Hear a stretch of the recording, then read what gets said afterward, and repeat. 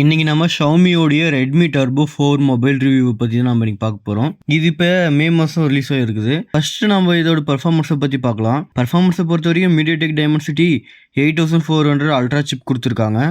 MediaTek Dimensity எது கொடுத்துருக்காங்கன்னா smooth multi டாஸ்கிங்கும் gaming எக்ஸ்பீரியன்ஸ்க்கு தான் கொடுத்துருக்காங்களாம். அப்புறமா டிஸ்பிளேவை பார்த்தோன்னா 6.67 இன்ச்சஸ் AMOLED டிஸ்பிளே கொடுத்துருக்காங்க. ரெசல்யூஷன் ரேட் வந்து 2712 × 1220 பிக்சல் கொடுத்துருக்காங்க.